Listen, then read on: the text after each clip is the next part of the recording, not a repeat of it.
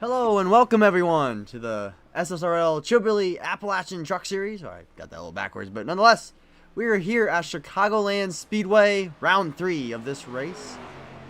And we're in store, folks, for one heck of a battle on the mile and a half. One of the best cookie cutters on the circuit. Ready to get these truckers unleashed. I am Gage Once. I'm with my co-host Wesley. What is up, my man? How are you doing today?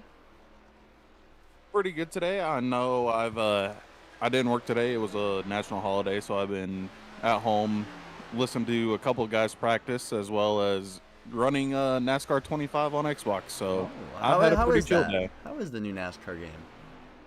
Way better than Heat 5. Oh, really? Well, I didn't mind Heat 5, but if it's way better, then that makes me kind of want to spend my money now.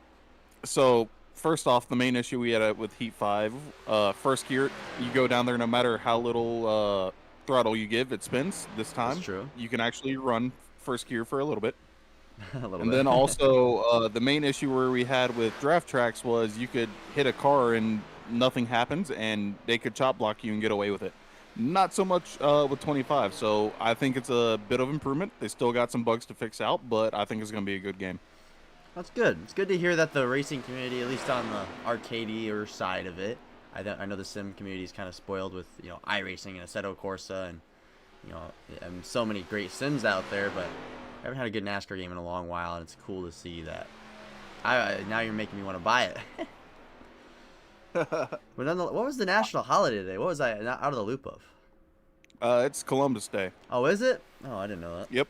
I did not know that. My work didn't care. Nonetheless, we are looking here at qualifying. Jeremy Sumpter, who was very quick in practice in the 52 Silverado. He's currently P1. PB Henry slotting in P2. Not too shocking there. We've had 28 cars set a qualifying lap, or trucks, excuse me. And Blair Holloman, remember last week, had a good run in Kansas. 2 weekends ago. 2 weeks. Competitive in the top 10 all night. And this is NFL week here. Wesley, what's your favorite NFL team? As we're going to see a lot of NFL themed trucks tonight. Man, I got two, and both ended up good. I got Carolina went and beat the Cowboys, so let's go. And then Seattle came out victorious on Jacksonville. Okay. Well, I don't watch a lot of football, but when I do watch, I'm probably going to cheer for the Dolphins because they have a cool logo.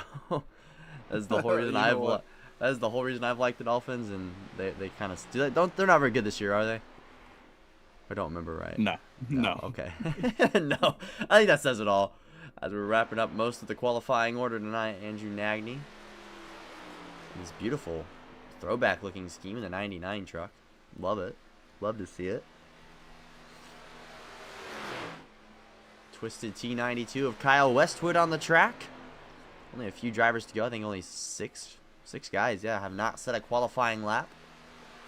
I believe everyone will make the field. I don't believe there's enough trucks for anyone to miss out. 3 sets of tires in the race tonight. Over 100 laps here in the main event when we go green. So not too many sets in the pits here for a 100-lap race, Wesley. I mean, I don't think they're going to need all that sets. 3 sets of tires in the pits for 100 laps. I mean, you can go about 25 laps of tire. That's what you're working with. Oh, 100%, but the question calls when we get cautions, right? And I do think tires mean a lot here at this track. It's very bumpy. It's very abrasive. And I do think once the tires wear, I think 15 laps, that's a significant difference. And if we get a caution on, say, lap 15, do you think they should use that set or should they wait? That's the question, right? But then it goes green all the way, and then those guys that pit are going to have a huge advantage. So qualifying is wrapped up here. The 91 Toyota on top, Sean Jessic. On pole position currently. Great qualifying effort from him. We're getting warm up and running. Let's look at the rest of our qualifying order here, Wesley. Get that up and running. If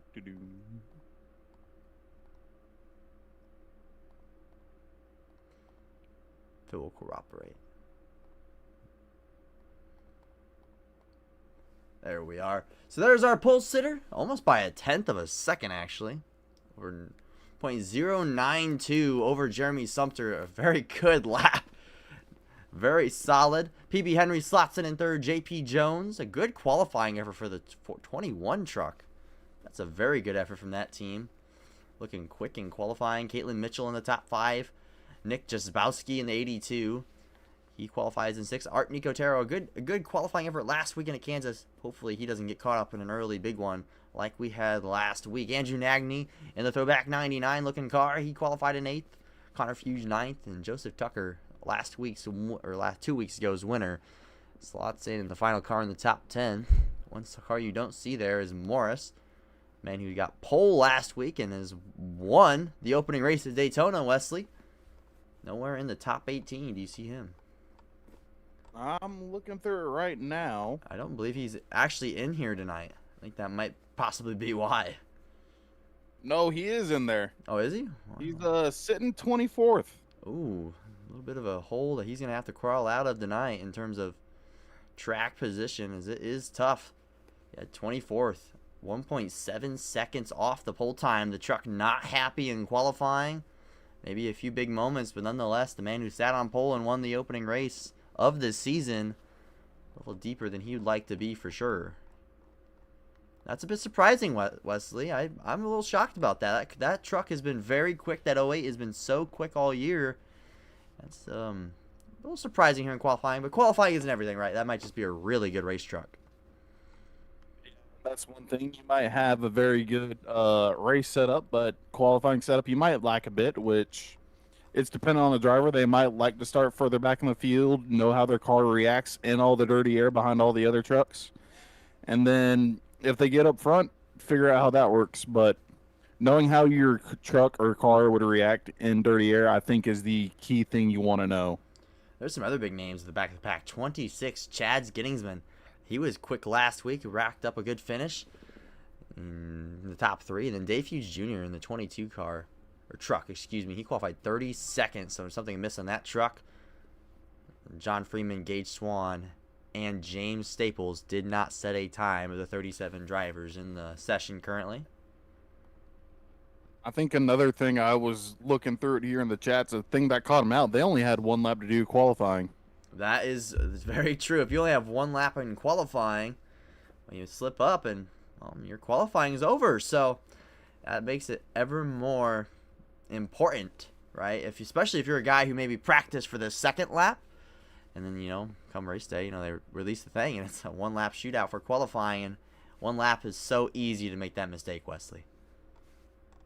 It is, and it's really unfortunate because I feel like a lot of drivers, they use their first lap as a practice lap for the second one. 100%. The second one's the one they choose to hit home with. So having only 1 lap kind of threw them off and might not have been so good to see when you come across the line after that first lap.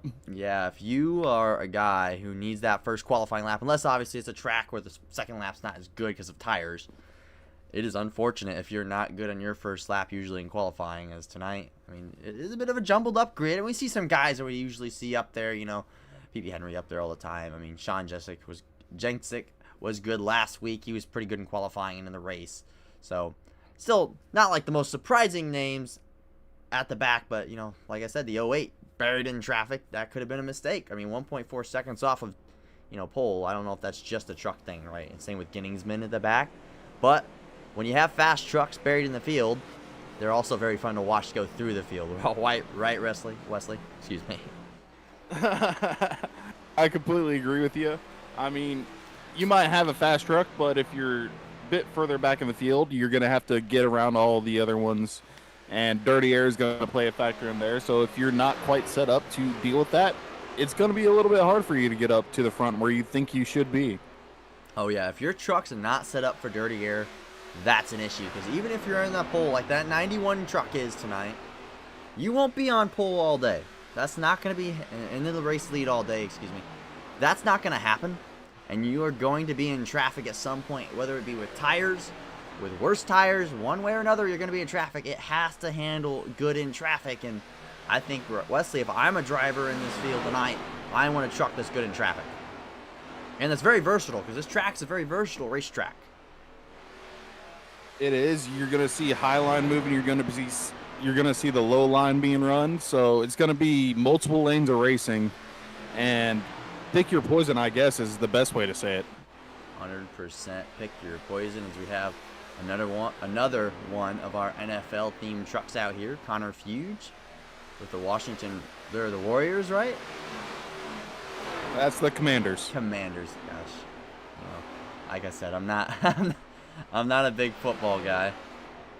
Buffalo Bills. I know the Buffalo Bills. Okay, I don't mind them. I think they're actually a pretty cool team. Hopefully Josh gets his ring. But Tyler Chaney ripping those Buffalo. That's a really nice paint scheme, actually. I like that paint scheme of Buffalo Bills. That looks sleek on a race car. It's a little bit of a throwback. It's a little bit of a throwback. I like it. I like it. I like it. I like it. I like it a lot. Look for some other guys out here. See if we can see some other NFL themed paint schemes. And with a few we have seen have looked very nice. With this gag. I was about to say, you said you don't watch football much, but you said you'd have to root for the Dolphins. If you can find Chris out there on track, you're going to like that one. Christopher Fuge? Yep. Oh, okay, well, in that case, we're going to have to find Chris right now. Oh, my. Oh, my. That is absolutely beautiful. I hope that thing that is beautiful. I'm not a Dolphins fan, but I agree. Chris did a good amount of work on that. That is a beautiful. That looks like those Hooters cars that Chase ran, the Black Knight Hooters cars. But man, that thing just looks mean. I love that turquoise pink kind of retro. It looks so retro and 80s, but it fits the Dolphins so well. That is a great paint scheme. Thank you for pointing that out to me because that is beautiful. Definitely one of the best trucks out there. It fits them so well because that's based on the new concept that came out starting this year, the Rivalries uniforms. Oh, which really? is, yep, it's a series that Nike has started to bring out. There were two different divisions that were chosen. It was the AFC East and I believe the NFC West were the first two. So next year it's going to be another two and then so on. Oh. Nice to see. And as we have, here's a Cleveland Browns truck tonight. Tyler Rouse in that 81. That's a nice looking scheme. I like it. I like the retro vibes we're getting tonight from these guys. I do too. It's not throwback week, but it's seeming like it. Yeah, I mean, everyone loves the old retro look of footballs, or the football uniforms and such, and logos. I think a bit more than the current ones, for the most part. Some old logos weren't the best, but I mean, this is a nice looking hot rod out there. Solid one. It is, and I was speaking with him beforehand. He said he went with the elf on the hood instead of the helmet because he does not like the logo of the help just being the helmet. That's fair. The Browns helmet's an interesting logo choice. Here's your truck, that Carolina Panthers machine. Looking sporty, looking spiffy.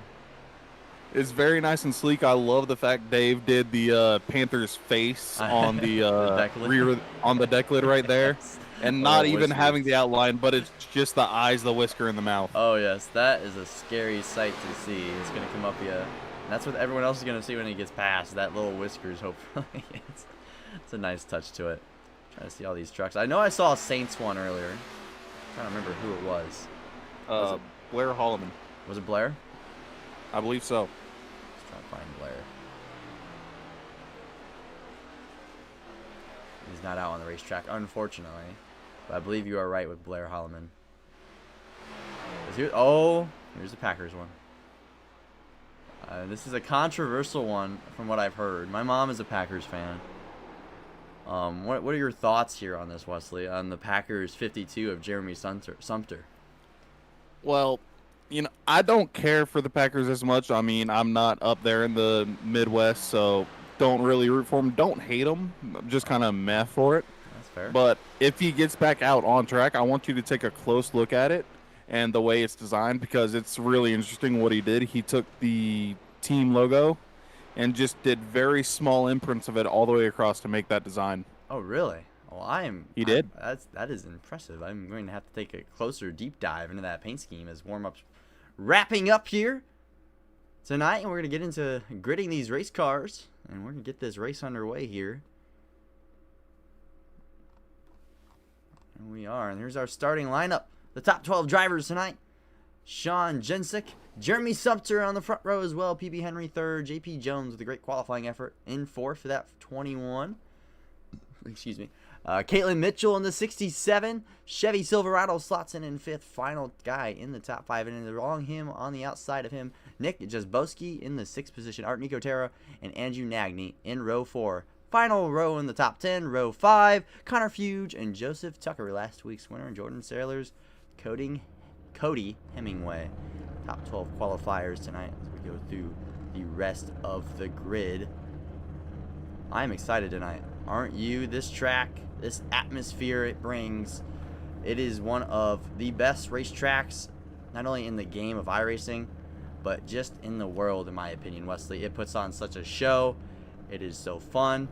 And let's get this race started as everyone's gridded up. The pace truck of iRacing is going to lead these guys and these fellow trucks around this racetrack. NFL night in the SSRL AppalachianChillBilly Truck Series. We're about to get underway here, Wesley. And there is that Jeremy Sumter 52 machine. I'm going to try and get a closer look at this thing before we go green. I would just feel disrespected if I didn't. Oh my, I think I can. That's hard to see, but that is a lot of dedication right there from that paint scheme. It is, and I'll tell you what, it worked out. It does. It's a nice looking paint scheme. I do like it. Bye, haters. I love that. Love to see that. And he's on the front row tonight. So, I mean, he's going to be sporty tonight. He's starting with a good show. Clear track ahead of him aside from one truck in that 52. Green Bay Packer machine, much like the Packers. It's probably going to be pretty good tonight, even if people don't want him to be. As the field makes their way down the back straightaway, Wesley, let's get started. One of the greatest racetracks in racing. Sean Jenksick on the front row with Jeremy Sumter, PB Henry, JP Jones, Nick Jabowski, Caitlin Mitchell, excuse me. Alright, man. Like to back on the pace car. We are not going green. Waved off the green flag for another lap.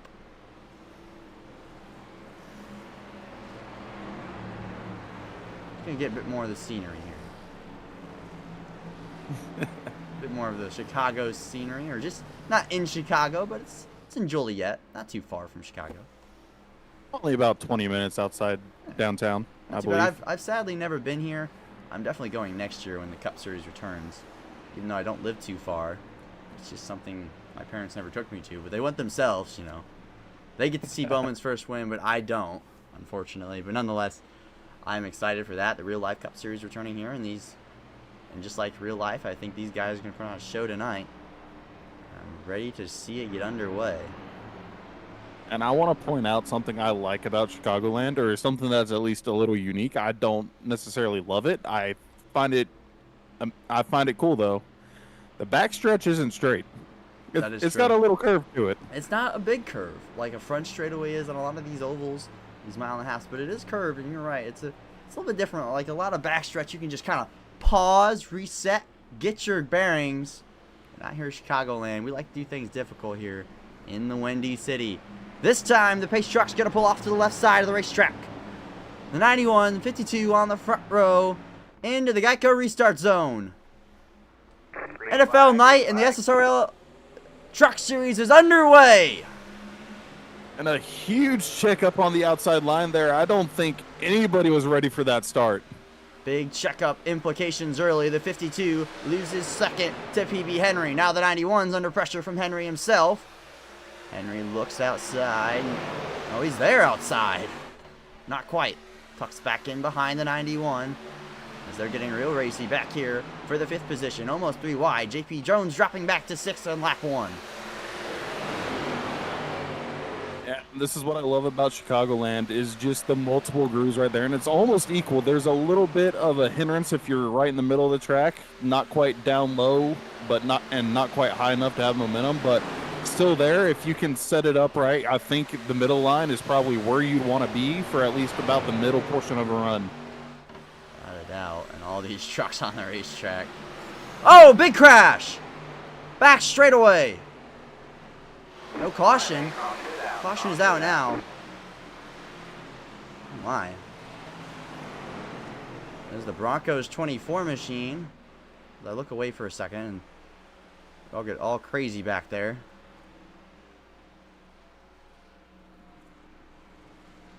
Trying to get a replay of that. That was out of nowhere. Deep in the field in the 20s. Try and get a replay of what happened there, Wesley. It's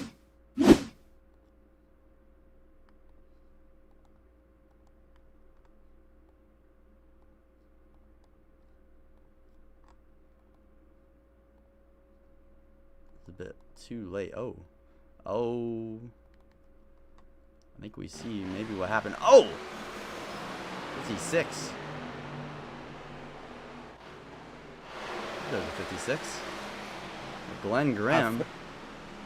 I think he got into the wall, maybe not quite going with the turn originally.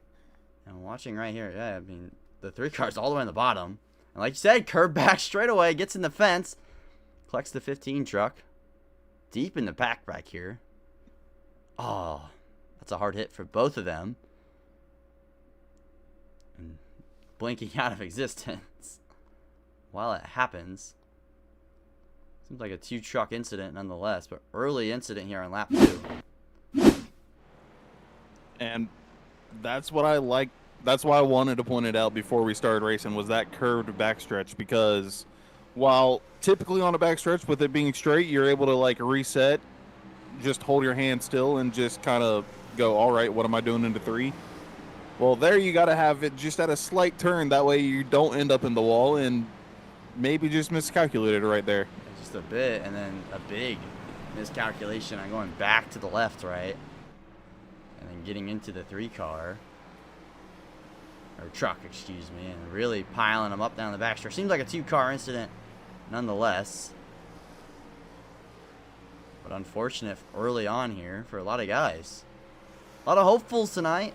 Pretty decently sized field tonight. We have 38 trucks to start this race. A few of them are already going to be wounded early on tonight. Still the same front 3 guys, though, as where they qualified. A little changing in the top 5. Art Nicotera has made his way up into the 5th position. Watch him, Wesley. He's very good. Sneaky pick here tonight. Yeah, Art, I remember in the ARCA series, that little intermediate series that they just had, he was sneakily fast. He wasn't always out there showing flashes of amazingness. He just ran his race nice and quiet and was right there at the end. So I think Art is always a dark horse whenever it comes to a race.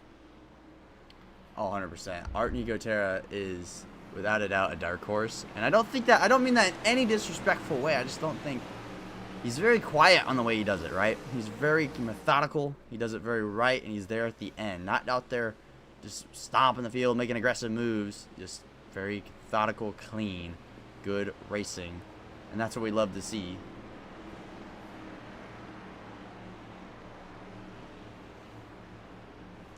We're about to get these trucks back rolling here.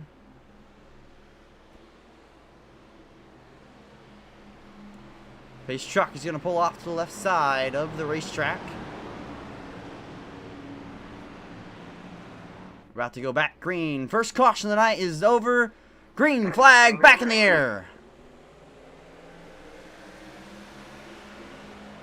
Again, the 52 stalls out there on the restart. I don't think he's ready for it, or possibly spinning his tires. We're 3 wide, deeper in the field back here. Oh, pandemonium back of the pack. Oh, big block there from the 80 machine. Now to the inside of the 81. Just being pushed into that corner as well. The 7 was right on his rear up until corner entry. Oh, he was all over him, and then, whoa, the 81. I thought was about to come up in the 92. They all keep it straight as Westwood continues to work the outside.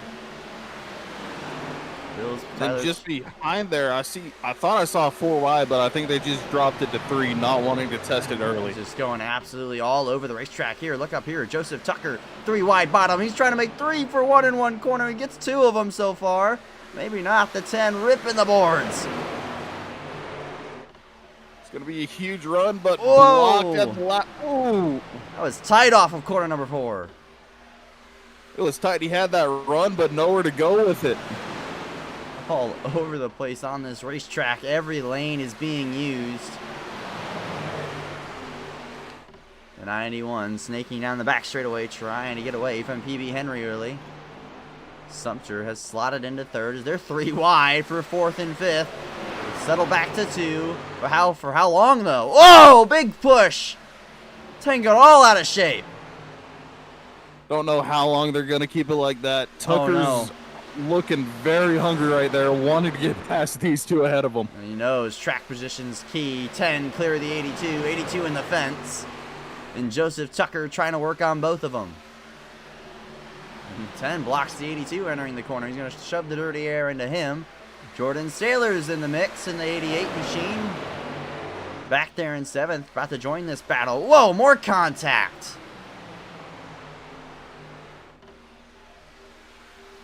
It's definitely wild, but you know what? They haven't wrecked, which is what I like. I like hard racing. I like it being wild, but just keep the trucks underneath you. Don't loop it around. Don't spin somebody else around. Oh, it's pandemonia back here, but I love that point.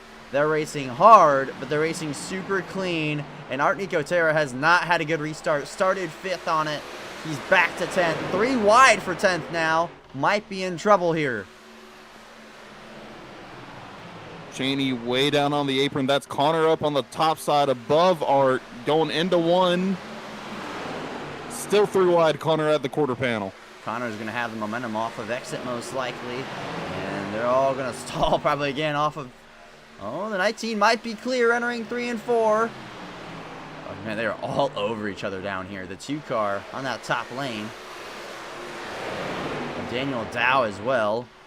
He works by Art Nicotera. Art Nicotera is dropping like a rock right now. Down to 13th now.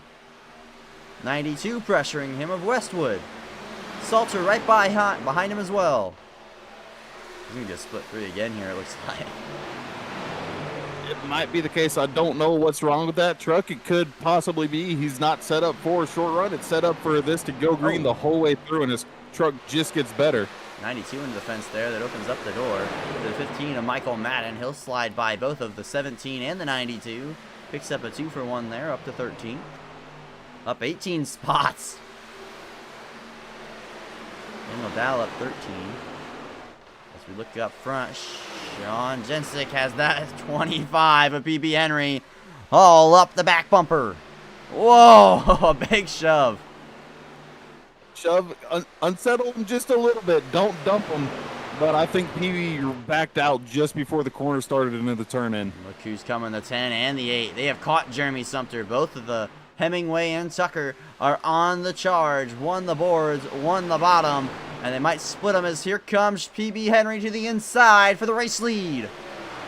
Nothing doing that time. We'll have to re-rack them. Then further back there, you got Hemingway up the inside of Sumter now. Tucker looking to follow him through. All clear. The 10 up to P3. Maybe a crossover coming. Yes, it does. Never mind. Pushes him down the straightaway. Thought better of it. Probably saw that 8 car right behind him and thought better. Now here comes Joseph Tucker to the bottom of the racetrack. 52 slides up into the fence off of 2. That's going to kill momentum. Might open the door for Kalen Mitchell in the 67.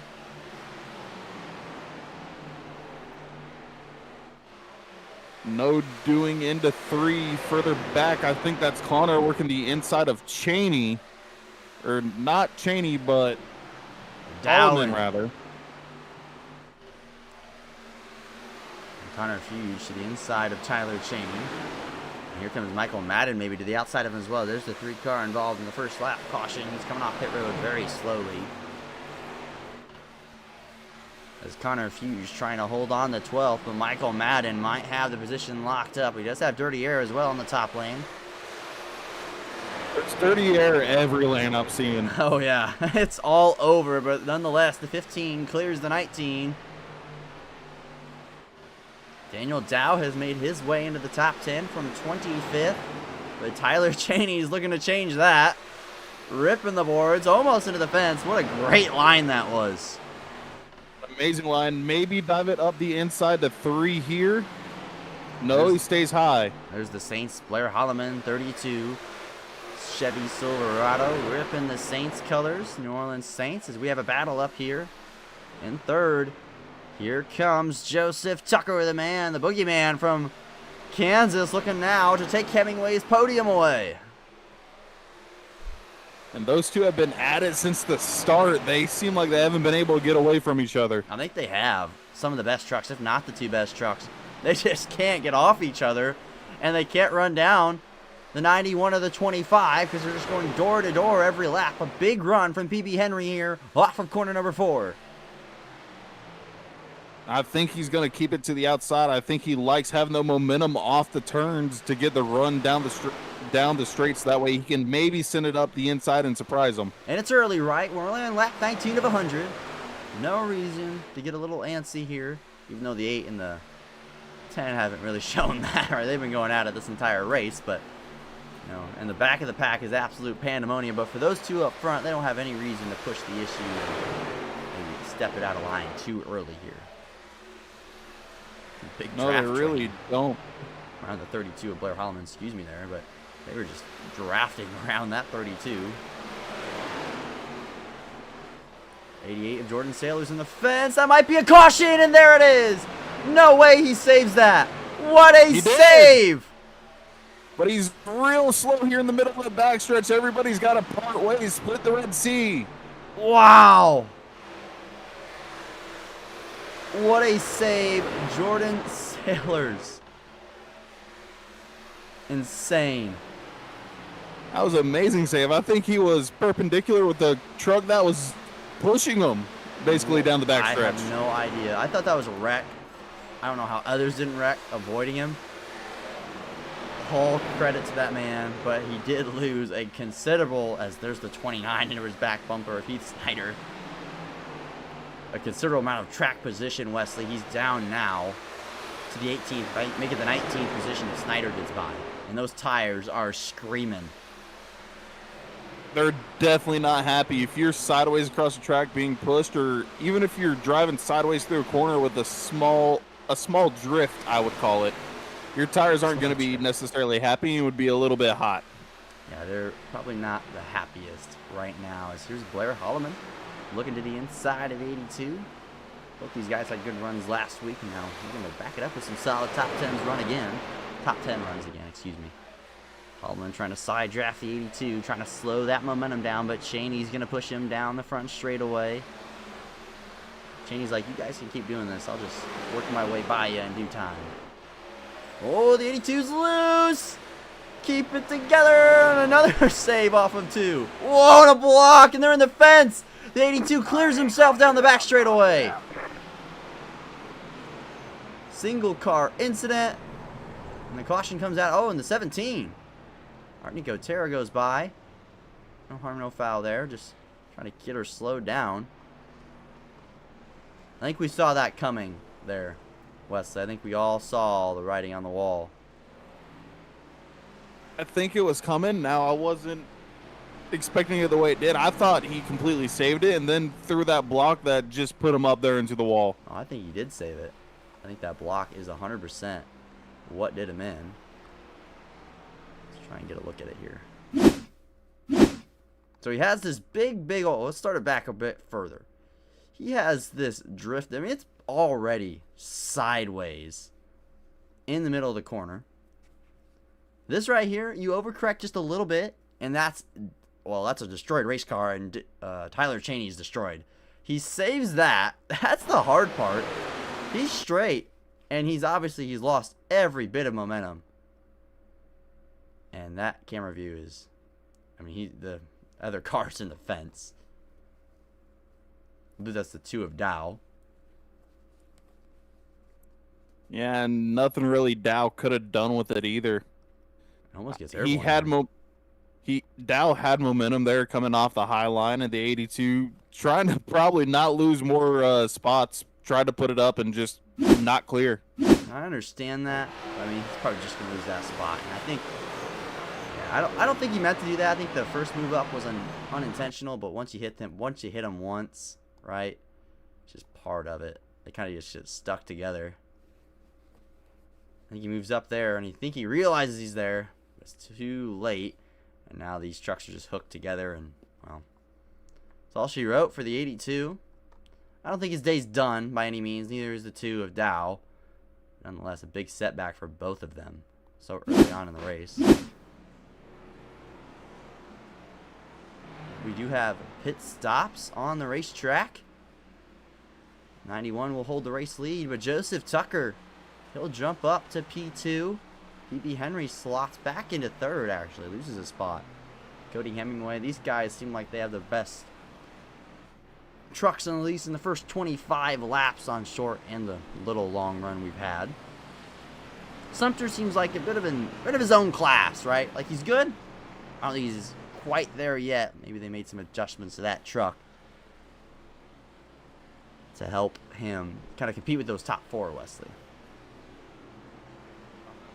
I think Sumter's got the speed. It's just his car might not be set up the way the others are.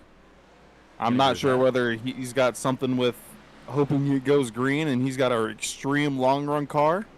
I mean, he might, like you said just right there, he might just be saving his stuff. I mean, once these trucks fall off, they fall off a cliff. Just a lot more than maybe some other cars are on iRacing in their tire model. So, I mean, you don't want to just let them fall off the proverbial cliff and then you're going to lose and bleed seconds every lap. But if you're too conservative, and he's having a good run nonetheless. He's fifth, right? I mean, there's a 30-plus car field tonight. 38 guys started the race, right? He's in the top 5, but the goal's to win, right? And, well, still 74 to go this time by. 2 cautions and 26 laps tonight. And still the same race leader. He's led them all. The 91 of Sean Jensick has led every lap so far.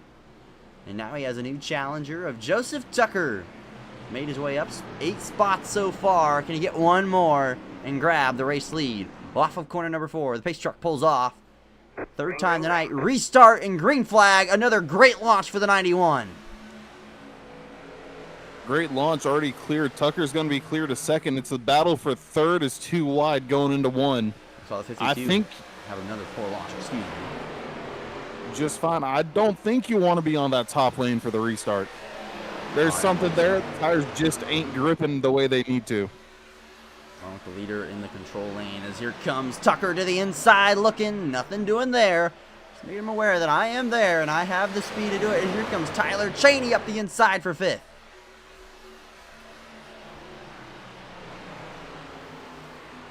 Hemingway in 4th.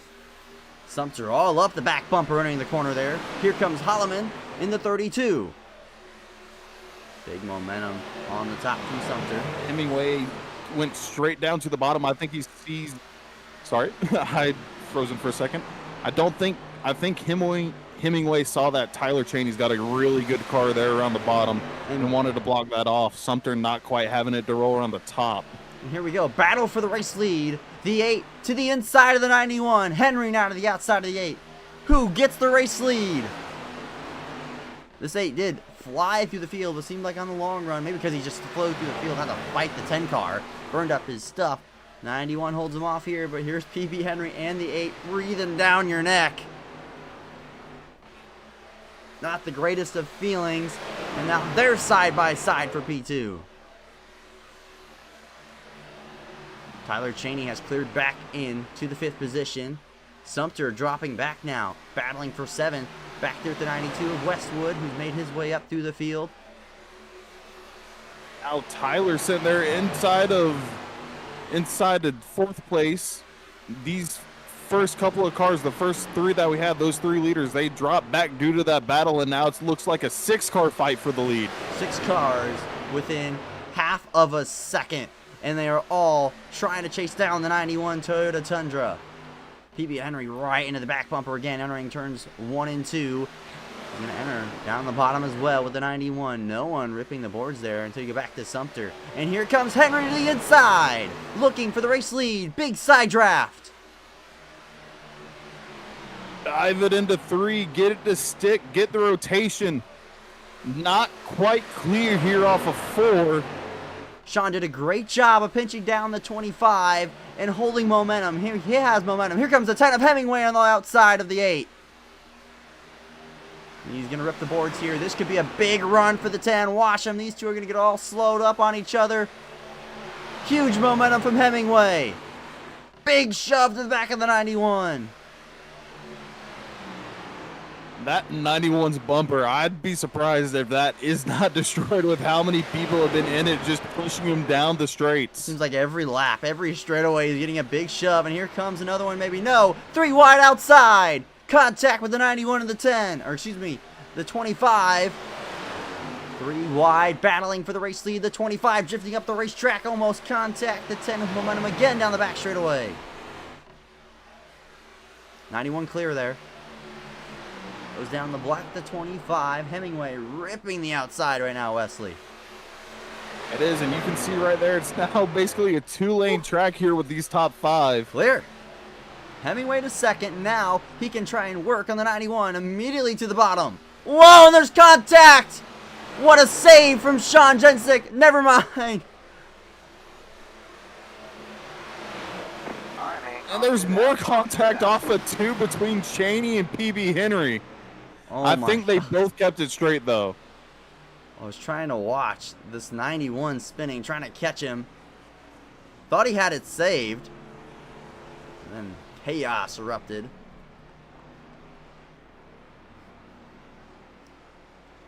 Let's take a look at it. Oh my. It looked like to me there's some net code right there. Maybe some contact. I mean, it's close. What I really see there is Hemingway turned down early with... Or not Hemingway.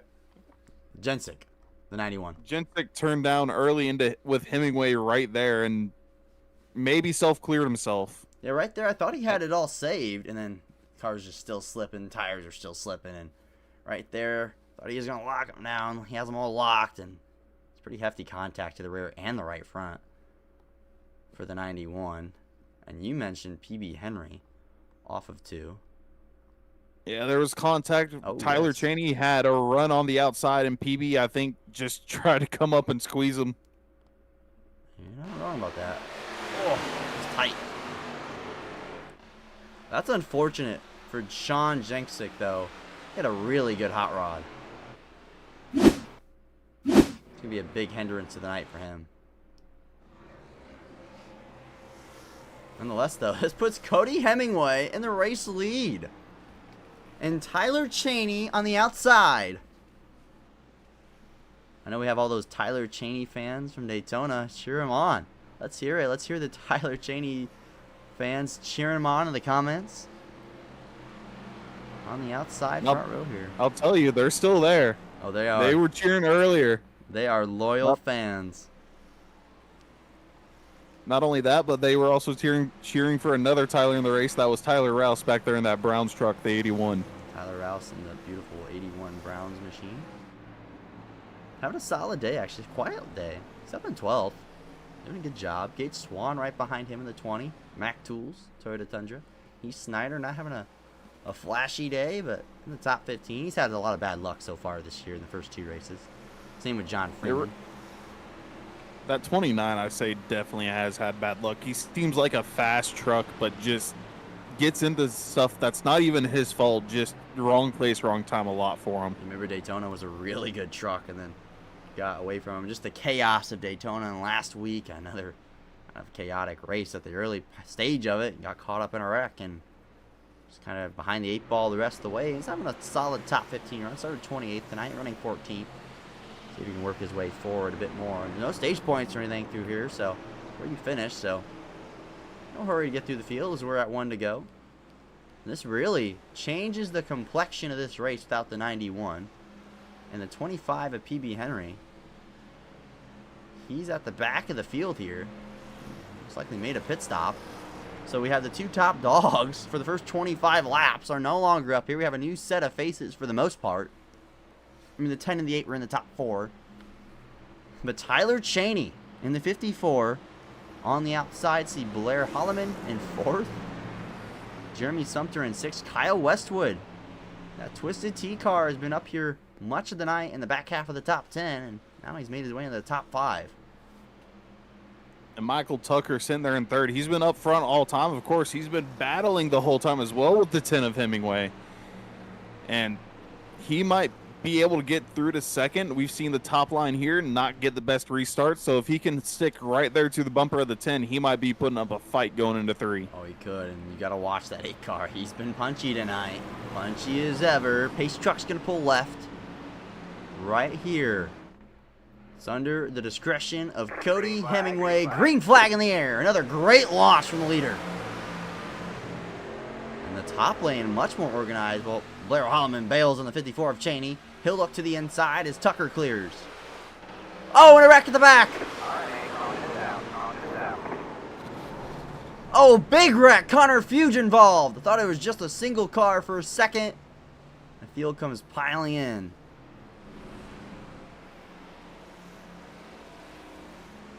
Cautions, breed cautions, Wesley. They do, and these boys, they were calm a lot during the prior restarts. I'm not sure exactly what happened to the one there. It seemed like to me, 80 car got, oh my. Yeah, they're like all over this racetrack right here. That's 4 wide going into 1 off the restart. Yeah, that's not going to work. And the 7's on the apron. I mean, that, and in that instance right there, it's probably just better to lift, you know, in hindsight. But, I mean, he is there. The bumper's there. Gage Swan does a great job getting by this. The 42, the and the 97. 29 involved. Oh, no. He's Snyder. I don't think major. Oh, my God. Connor Fuge. Christopher Fuge. Gary Donnellan, the 82 truck, who was back here earlier from a spin. I think Chris made it just out. It seemed like a little bit of clippage, at least from the rears of the truck, but I think he might have made it out fine. Okay. I think he's okay. He's at the back of this here. Gets it checked up, checked up, checked up. Oh, my. Well, if that don't feel good, I don't know what does. I'd be sweating right there. I'm not gonna lie with you. I would have been sweating bullets right there. In that situation, it's either slamming the brake or hammer the gas, and he does both perfectly. Look at that. Oh, you could hear it too. He slowed it down to pick his direction, then once he figured out where he's going, gas it up and just pray. I mean, that is just chaos right here. Entering 1, I mean, just on the apron there. I mean, he's not gonna make the corner, and he's on the apron. The 7 as well. This could have been a lot bigger. I don't think Keith Snyder has any major damage there. Gunningsman made it through. The 42 of Freeman. The trucks weren't so lucky. Wow. And the 80. I don't think that was on him. I don't think that was a block gone wrong. I think that was just a restart here. A mile and a half here, Wesley. Yeah. Just some unfortunate events. I think that 7 car definitely would have been better to back out. I agree. It was going to be hard to make the corner from that angle, even if he was not on the apron. I think that's a late race, 2 to go, restart move with almost 65 laps to go. You know what I mean? I think that, if that's late in the race, I think, well, you got to be aware. I think that's a bit too early for that. And nonetheless, he didn't pay the price for it, right? He's still in 11th, but some other guys did. Unfortunate that it caught up so many other trucks, right? But that's really just part of racing. It's part of racing, right? And these restarts are crazy when they're double file, right? Looking to get every spot because it's so hard to pass on the long run. Yeah, all 3 of the Fuge boys, they get a piece of that, John. It was unfortunate for them, but I think the 49, Christopher got, I don't think, too much damage at all, so I think he'll be okay. But the others, yeah, they're probably not happy. They're definitely not. Dave and Connor, they're not happy campers right now. Definitely not. I think, like you said, Chris will be fine. Oh yes, that Miami Dolphins car is fine. It was protected, right? Protected. Those colors that kept it safe. I would have loved for the 22 and the 19 to be protected, but oh yeah. We'll take 1 of 3. We'll take 1 of 3. It's good odds. It's a 3rd. Back to green flag, though, underway, and another great launch from the race leader of Cody Hemingway. And Holloman's already alongside Tucker there. That outside is just not a good restart line. Haven't seen really anyone just roll it good. We all make it through cleanly at the further middle of the pack. as we see a battle for the race lead. Here comes Blair Holloman, started third on the restart, now looking for the race lead.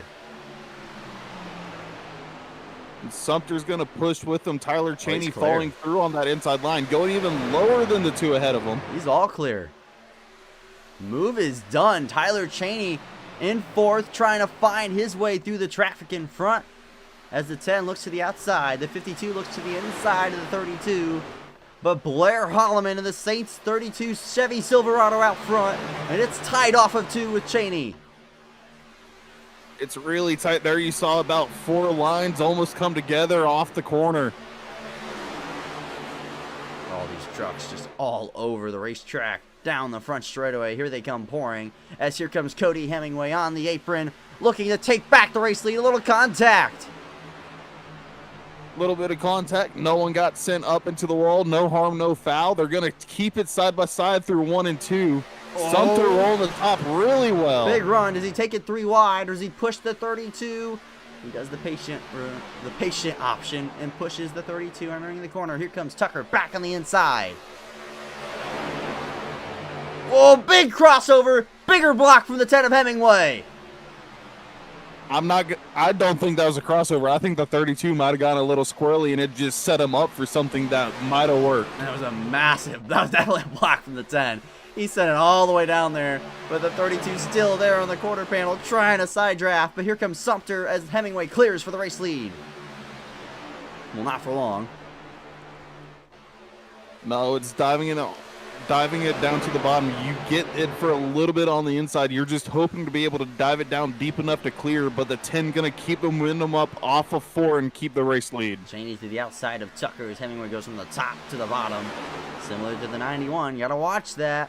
You clip yourself. 3 wide for the back. Here comes Tucker. Well, not for long. Oh, you see 3 wide further back for the 7 and the 42. Here's Rouse on the outside.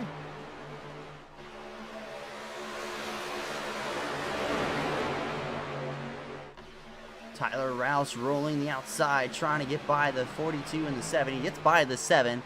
Still has that pesky John Freeman to his inside. Looking for 11th place.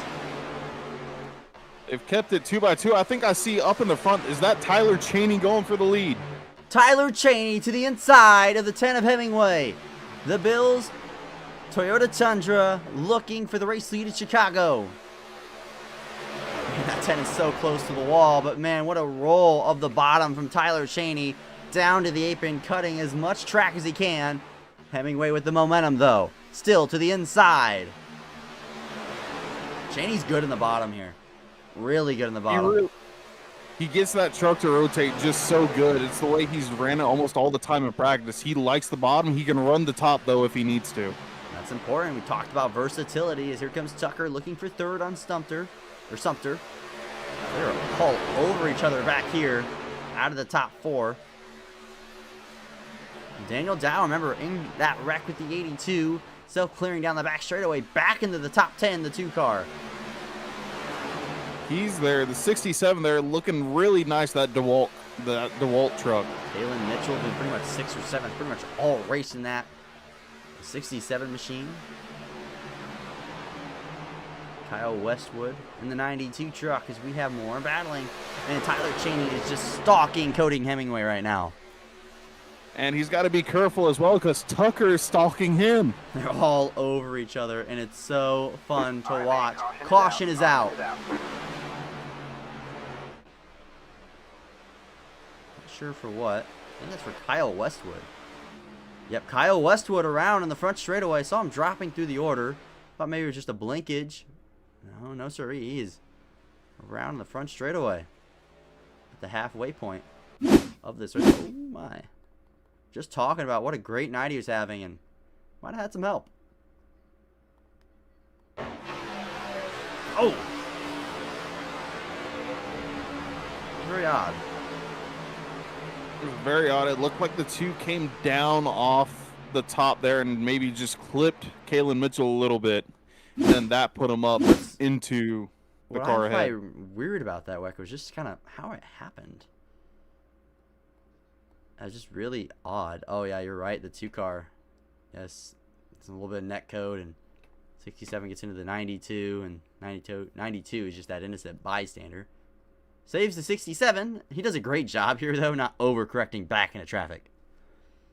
That's really a great did. It job. looked like he might have saved it for a second and then just fighting the wheel. I think locking it down was the right decision. You try to save that thing, and there's a bigger wreck. You know, you take a bunch of guys out. I think that's the right decision right there.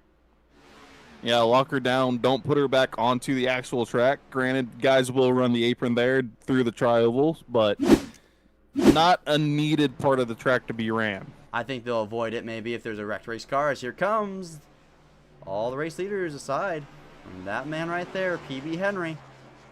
Now he'll have a bit more tire disadvantage though, which I'm not too fond of on PB Henry, as the entire field, it looks like, for the most part. Dave Hughes Jr. is going to stay out here. Looks like that truck's not too bad, though. No, he might have gotten it fixed up. I'm not exactly sure how much damage he took when he was in that wreck. But could have gotten it fixed up, or might not be severe. Might not be at all. Especially if you're going to go up to the front row of the racetrack, right? Probably not going to be too severe. I would hope it wouldn't be too severe if you go up to the front. There's Brian Alfie. That's a nice looking scheme. I like it. It's a football themed scheme. I think there's a football player on the side right there. On the door by the 83 number. Oh, and here you go. Who's that right behind him? Is that the 41? That's the 40. That's Colton Gardner. Colton Gardner. Oh. Cowboys fan here. I haven't seen Colton tonight. I think he got caught up in an early crash. As we see him in the only Cowboys truck now. That's a little bit surprising. Cowboys are a pretty popular team here in the States. Well, if you're a Cowboys fan, that is, right? Yeah, if you are a Cowboys fan, you wouldn't be as popular. I'm not going to go into that argument today. It's them boys, right? It's them boys here. It's their year. Unfortunately, not the day that Colton Gardner would want to do with that Cowboys machine. But we have a whole new lineup again. And look who came off pit road with the freshest tires and the best track position. Joseph Tucker jumps Cody Hemingway on pit road. Tyler Cheney, third best on it. See the 52, 32. 20 of Gage Swan in the top 10. He's up 27 spots. That's impressive. I don't believe he made a qualifying lap, if I remember correctly. I don't think he did either. And someone we haven't seen much tonight, and another Green Bay Packers machine, is the 08 of James A. Morris. Finally breaking into the top 15. Been about, I think most I've seen him is in the top 20 in the back half, but nonetheless, making his way through the field at the halfway point. Cream starts to rise to the top, cream to the crop. As we're gonna get cream of the crop rises to the top. There you go, there you go. Hard analogy there, as PB Henry is gonna lead the field to green for the first time tonight. Green flag back in the air. Dave Hughes Jr., what can he do? Is there any damage to that truck? Excellent jump by PB again. The outside struggles on the restart. Not the worst typically start, Typically with intermediate tracks, you talk about track position versus the tires, but these guys started row 2 and 3 with fresh sets of tires with only a few cars in front of them. As you see, Hemingway already up the inside 3 wide. Chaos. The old tire cars checking up all the guys in the top lane. This might get dicey here. 3, 4 wide down the front straightaway. Brian Alfine in the middle. The 54 of Cheney's like, don't go in front of me, no. Tyler Rouse making a good amount of positions there, taking it all the way to the apron, almost touching the grass, making those passes. Oh, look at Gettingsman. Where did he come from? Up into the top 5. And he's getting a good push from Joseph Tucker behind. Gage Swan into the top 5. Hello, 20. He's made his way to the front. And that's just jumbled up the entire grid. Big move back there from the 2 of Daniel Dow. 3 wide bottom on Joseph Tucker and Dave Hughes Jr. Almost contact there at the 32 and the 42 further back. Clear up on Tucker. Good move. As PB Henry has lost the race lead. Cody Hemingway back to the front on the old tires, though. How well is PB Henry going to hold in here? Not quite sure, but Sumter's right there, probably three about wide. middle of the track. I think PB's in trouble here. It definitely is. Doesn't have the track position, doesn't have the tires, just dropping, not quite like a stone. No, but he's done a decent job. I think him and the 22 have done a decent job protecting their track position, but the 83 has not. Down to 17th already.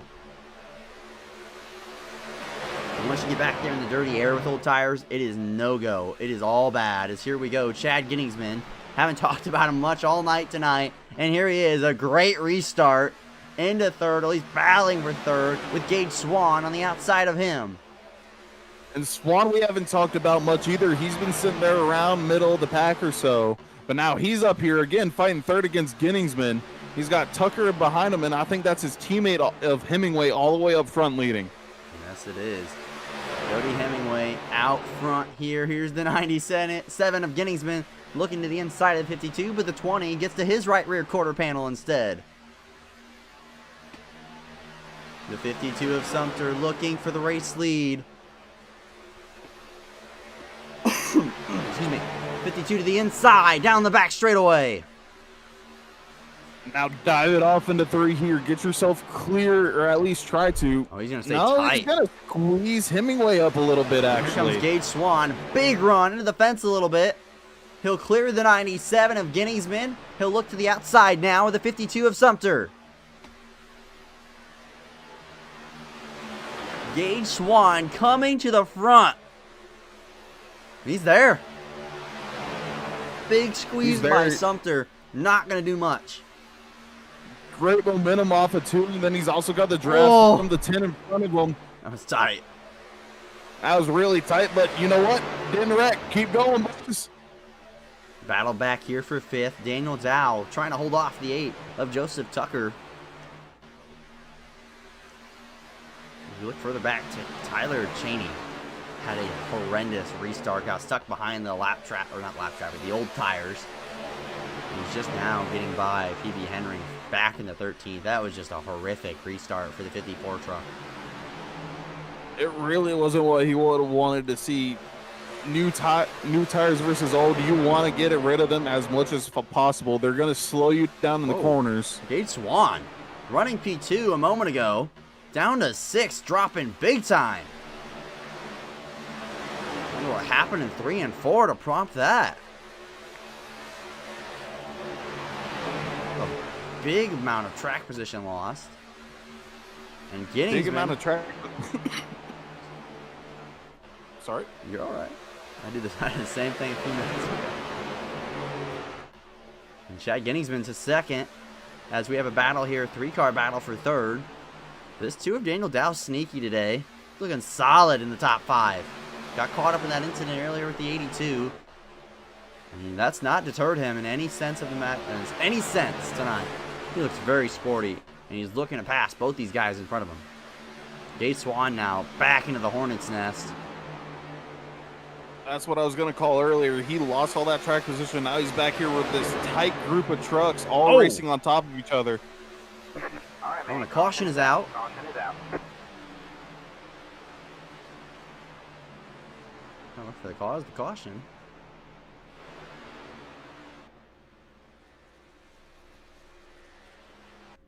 Trying to find it here.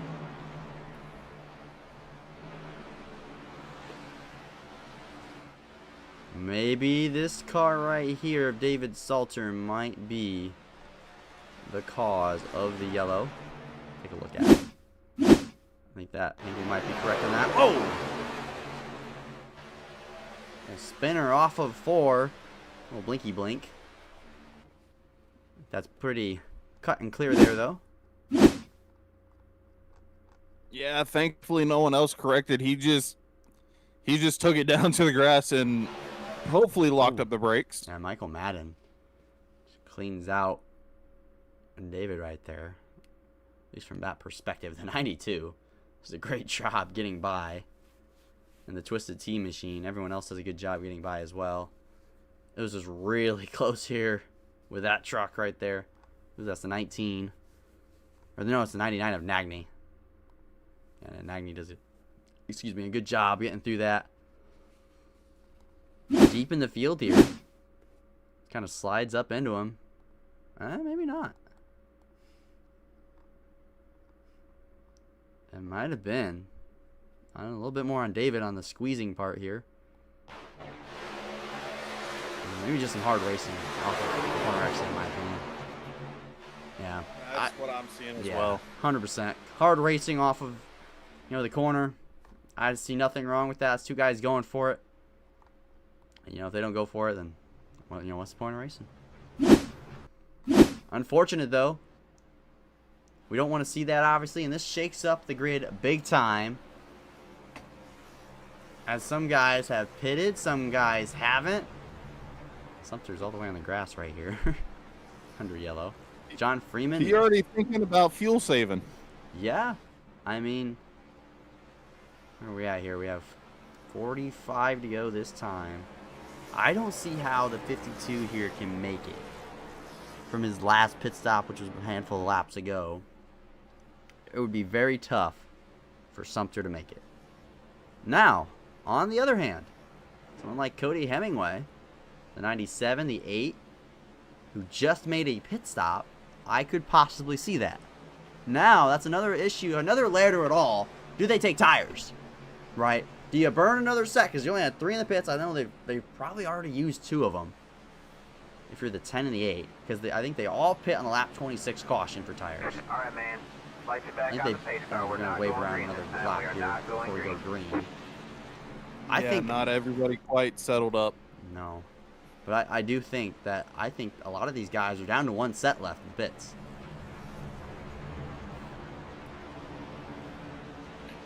I think PB Henry, he's only gone through his first now. Possibly. I think he's gone through 2. I think. Because I think he pit with everyone on that first caution. Then he pit later. Yeah, I'm not sure. There's so many trucks.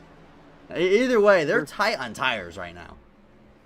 They're tight on tires, and I like to see it. It takes strategy into the play here, which I love to see a strategic race. It's figuring out when you're going to take on those new tires and be faster is something I like to watch out for. If this goes green to the end, I think the guys who made the tire pit call now might have the advantage, as we're not going to go green this time again. Waved off for another lap. This is all just better for those guys who are tight on fuel, and if you're a guy that's tight on fuel, you don't want to caution because those guys definitely can't make it. You can maybe stretch it. You don't want to caution anymore. You'll be, pretty relaxed. And look at what it does to the grid. I mean, I know Jeremy Sumter, he's been up here all day long. John Freeman, though, to the outside. Haven't talked too much about John tonight. Gage Swan in 3rd. James A. Morris. Jordan Slater in the 46 truck. Up 29 spots. Deep in the field. Yeah, we haven't called his name back, and then you've got Kalen Mitchell's up there in 6th place now. I told you, he's been 6th all day. He doesn't leave it. Tyler Cheney up to 7th again. And there you see Christopher Fuge in that beautiful Dolphins machine. Andrew Nagney. Artney Gotera, who fell like a rock at the beginning of the race, trying to rebound here.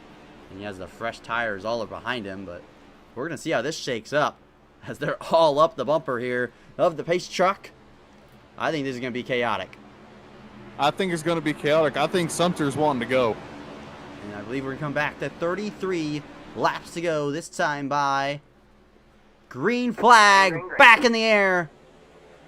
And a good launch for Freeman, to be honest. Does not get cleared. Or gets clear of the 20, not quite. He lurks on the apron. 3 wide for 2nd. And someone who is clear is Sumter. He's looking behind this saying, yes, please keep doing that. Keep doing that. Hold up those fresher tires. The 08 of Morris. Haven't seen him much tonight. Here he comes, looking inside. 3 wide on the 20. He gets there. The 20 gave it to him.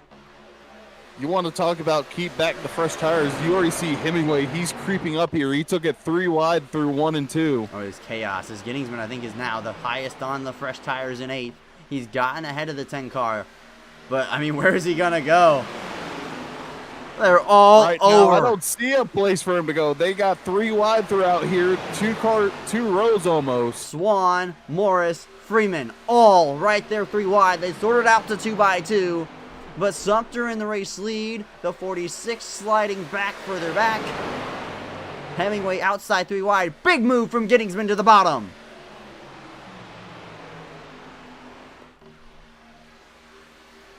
Gettingsman to the inside. Trying With those to new take tires, they should be clear for 4th. Already making a Oh, he's move for clear. 3rd as they're Clear. side by side for 1st. Freeman to the inside. Contact for the race lead. They door bang. Here comes Hemingway 3 wide bottom.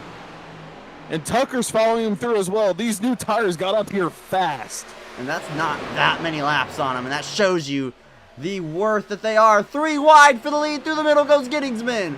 Freeman at the line. Where does Hemingway go here? I follow that 67 truck. Don't get caught up Oh, it's gonna behind be the tight. bumper of somebody on old tires. Oh, that's tight off of 2. 3 wide middle. Here comes the 8 trying to give him a push.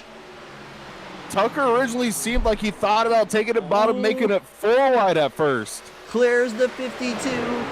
And the 2 car tight off of corner exit there. Contact there. Sumter gets door bang from the 8 of Tucker. And they're almost 4 wide. Entering 1. The 2 car to the inside of the 8. Look out. Daniel Dow coming through in the middle. Sumter in the fence further back. Dropping through the field. That's a big loss now for Sumter. And then 3 wide, taking 3 cars into 3. That was Tyler Rouse in the 81 Browns truck. And Tyler Rouse is going to make it stick there on the bottom. He's up to 6th place. Highest he's ran all night. 3 wide further back. Blair Holloman on the inside with the 08 to his middle. This is chaos. And Chad's Gettingsman has stormed away from everyone else's. Tucker looks for 2nd, and he's got it.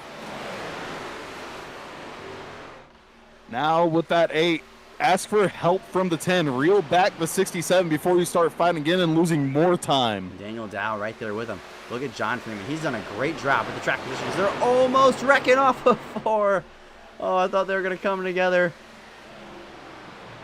67, he stayed out on those tires. He's done a good job to hold that track position. That's Kalen Mitchell.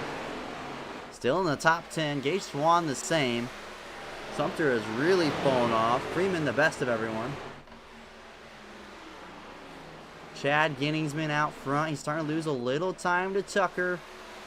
Hemingway still ripping the boards. And this is the question, right? Who is going to get the checkered flag? And who can make it on fuel? Fuel has got to be so tight.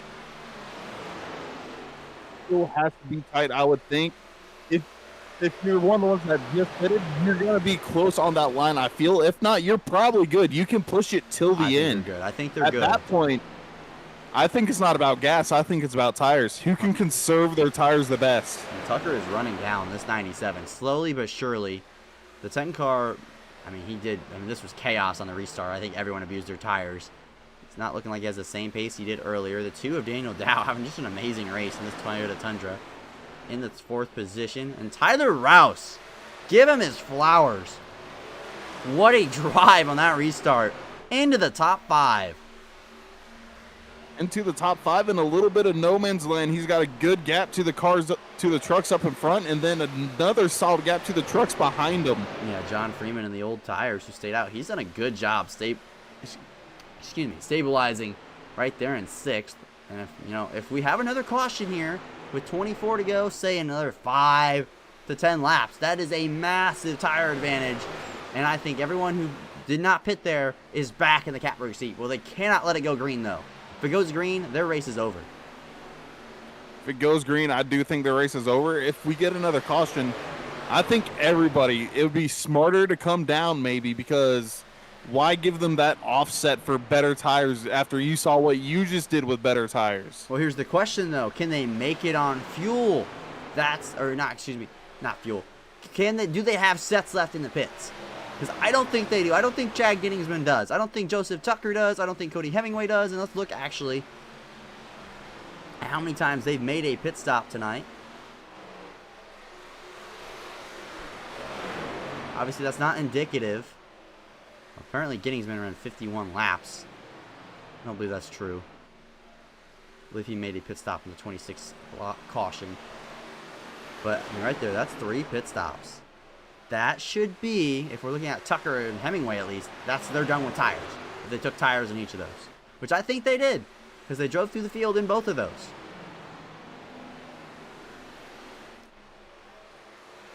Westwood in the same boat. Sailors.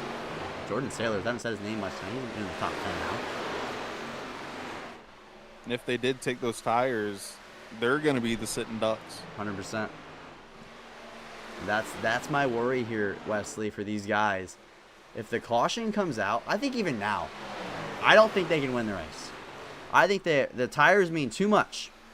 And I think Gage Swan, I think PB Henry, John Freeman, the 52 of Sumter, who's fallen out of the top 20.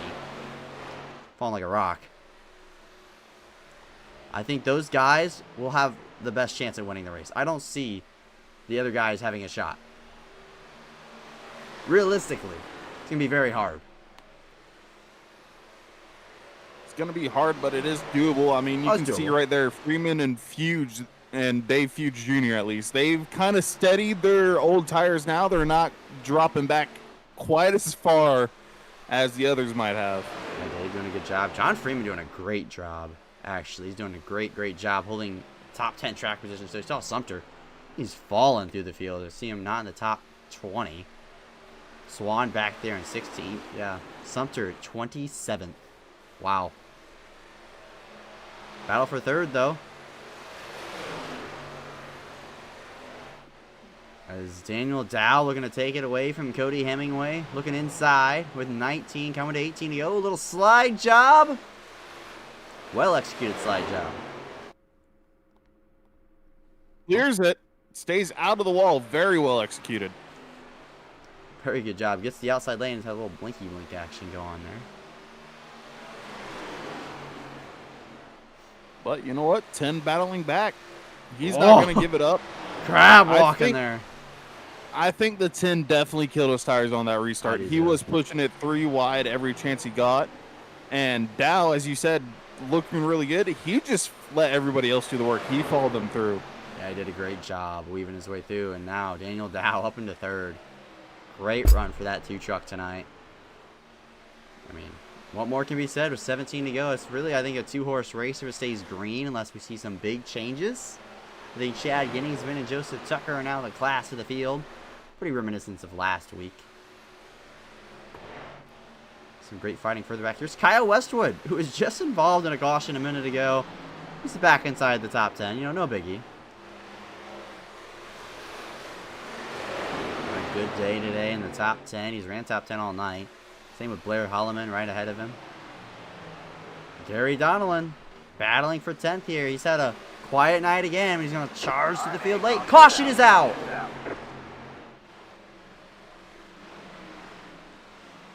And look for the cause of it. I think it might be for the 08 of Morris, perhaps.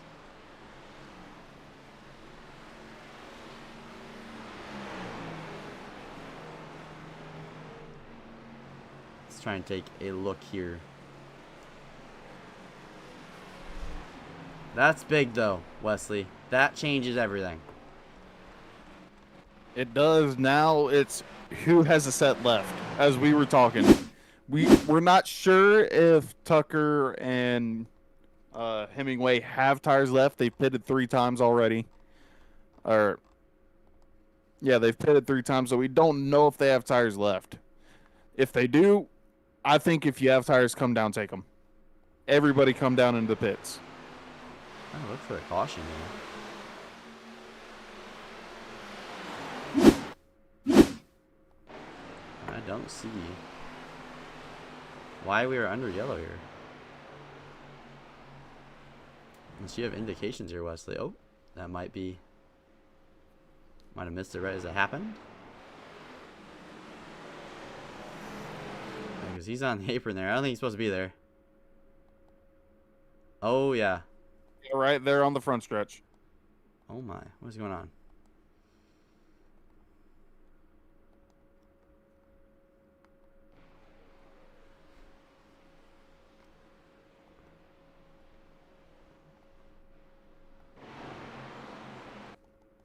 Trying to get this thing to cooperate with me here.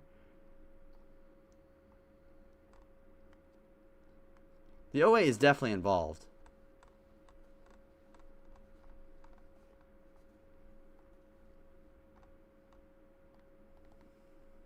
There we are, right here.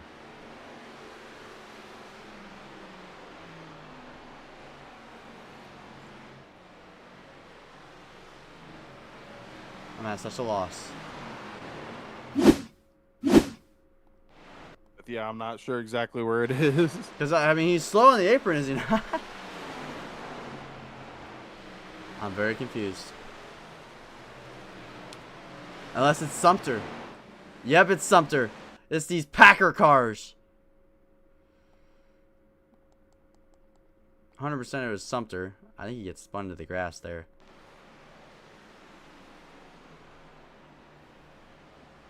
I'm not quite sure.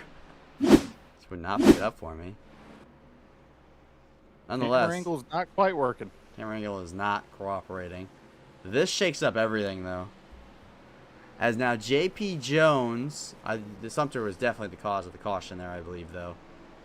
Just would not give me an indication on who it was, oddly enough. JP Jones is the race leader.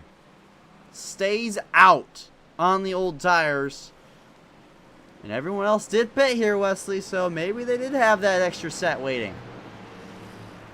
And in which case, JP Jones is a sitting duck. Yeah. Everybody Yes. else, if they do have those new tires, they are right behind them. He had a great qualifying effort earlier tonight. Qualified in fourth, but it's going to be hard with 12 laps to go when we go back green to have a shot at victory tonight. But don't count him out. We've seen crazier things. But it's going to be a tough uphill battle for the 21 truck. And I would look at Cody Hemingway on the short run. He's been so good tonight. Watch him, the 97. I don't really know if he is the best truck or not. Or if he just made it through the field the best. We're just going to have to find out. And hope to God you're not. The 21 gets another good launch though on the bottom. I think that gives the lead to the 8 of Joseph Tucker. We're just going to have to find out here, Wesley. Pace truck's going to pull off. Maybe the final restart, maybe not. JP Jones, nonetheless, is going to lead the field to green. Green flag in the air and another good launch for the inside. Tucker almost clear instantly on Ginningsman. In fact, he is. Already going to be looking outside of JP. JP Jones trying to hang on for the race lead and for a win. Here comes Ginningsman looking 3 wide. Bottom. And the whole field's just going to split and swallow up JP Big here. shove. They want to get him out of Big the way. wreck coming. The 21 into the fence. JP Jones. Massive crash. As there's a whole lot of blinking going on as well. Oh my. That was chaos. And there was a big crash enough that iRacing did not like that. I think we all saw that coming. JP Jones not looking very happy here. Let's take a look back at this. This all starts with the 21 car getting turned, entering the corner there.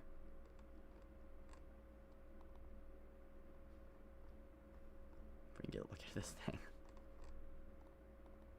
Now there's JP Jones, and there, yeah, this starts all the way back here. Watch this 2 truck right here. Gives him a big shove of the 97. The 8 car looking like he's going to cut off the 97. The 97 checks up. 2 car trying to push him, and the 97's loose right there, and he overcorrects, goes across the 2's bumper. A lot of net code there.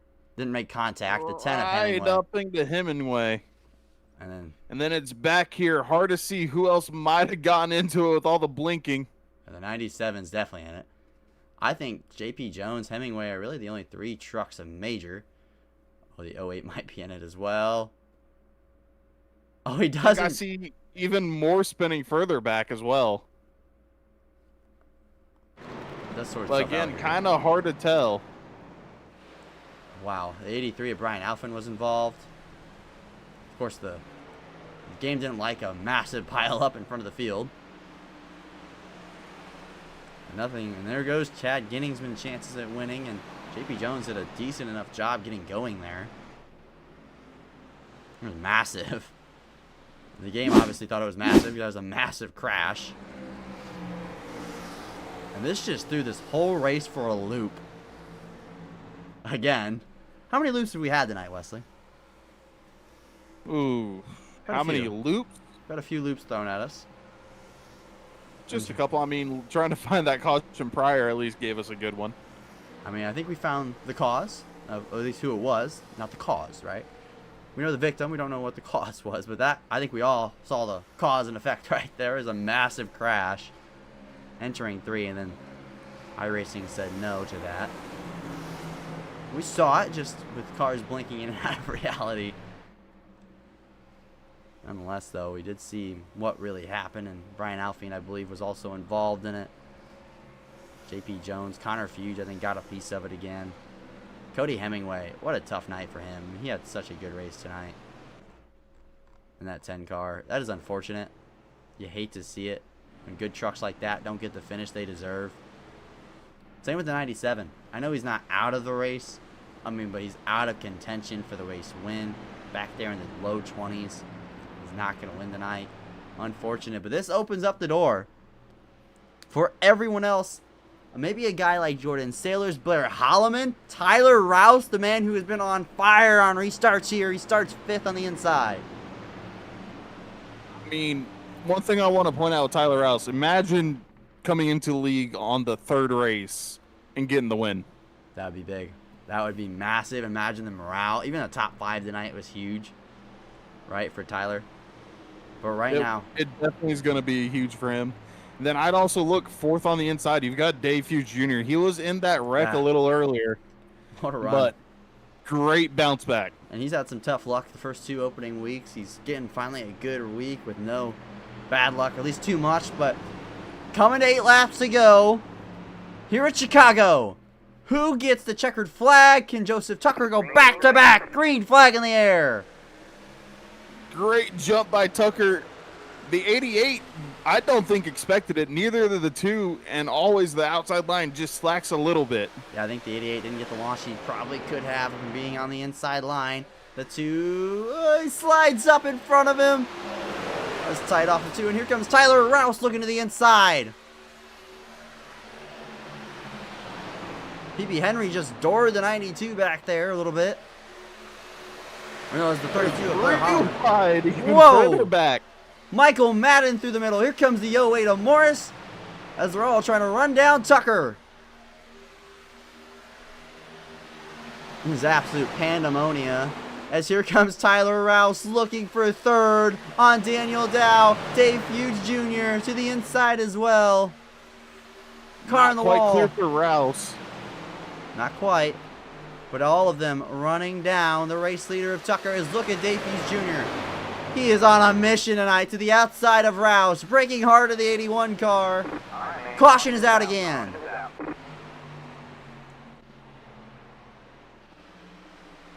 And there it is, David Salter again. For the 2nd time tonight, caution has come out for David. And this is going to stack this field up. I don't know if people still got tires left on pit road. If you do, I would take them. It might put me further back in the field, but you saw how effective they were with cutting through the field. I don't know if anyone does. That's the issue, right? Does anyone have tires left? Let's take a look at what happened back here. I mean, this is just chaos. At the back of the pack, see John Freeman right there on the outside there. I mean, he's really as high as he can go, but I think that's the 19 truck to his inside. No, that's 52 again of the 28, and kind of ran out of real estate there. The 20 of Gage Swan makes it through. Almost didn't. It's kind of I mean, it's a 2-car incident, but really 1 car paid the price. And for the 2nd time tonight on the front straightaway, it's going to be the David Salter 28 machine, unfortunately, for himself. I think that's a pretty clear-cut incident off of 4 there. Would you agree? I completely agree with you. You ran up, maybe just a little spooked by Sumter, and went around the nose of the 42. Yeah, very unfortunate nonetheless. You don't want to see that. That's unfortunate. But this is going to reshape the whole restart again. And I think this helps, actually. I think this helps Joseph Tucker. Let me give you my reasoning. The reasoning is the restart has been so dominant for this inside lane. Maybe someone can finally get the top lane rolling. I don't think so. Unless the 2 has a great launch, which we've seen the last 2 launches not be great for third. I think this is helpful for Joseph Tucker. Gets a good launch, and maybe there's 1 lap you have to defend from everyone else. And that's way better than, 8 or 6, right? I had to defend from that field who they were catching him. Yeah, and we talk about the inside being dominant. I don't always see it as the second car in the inside line has a good start, or has probably the best position. Granted, whoever's in the lead car, the control car, they'll just fly away. But it's that third car on the inside line that I've seen gets really aggressive and tends to make up a good amount of spots. If Daniel Dow can roll the restart zone well, he can be right on the bumper. If not, maybe to the inside or outside of Joseph Tucker entering one. We've not seen anyone do it tonight, but it is possible. I mean, you see the real life drivers do it all the time, right? But I think Daniel Dow could do that. I think he has a real shot of doing that. And don't count out Jordan Sailors on that outside lane. It's a hell of a restart. And to make that outside lane finally work tonight. Maybe on the last caution or last restart of the night. And is this the last caution? We have overtime too. We do. You don't know what's going to happen. That's what I love. There's always a little element of chaos with every race. This is under maybe regulation. Not as big. It's under regulation. It's not as much chaos as you get with, say, super speedways of Talladega and Daytona, and maybe a couple short tracks, but still a little bit. You don't know what's going to happen, especially at the end of the race where everybody's going to be super aggressive. I think mile-and-a-half restarts are the most chaotic thing known to mankind. I don't think there's a more chaotic restart. There's so many options. It's so fast. The wrecks are big. And they are something when they are all 3-4 wide at a mile-and-a-half that's only like 3 lanes wide. It's craziness, and it's some of the best things to see in racing.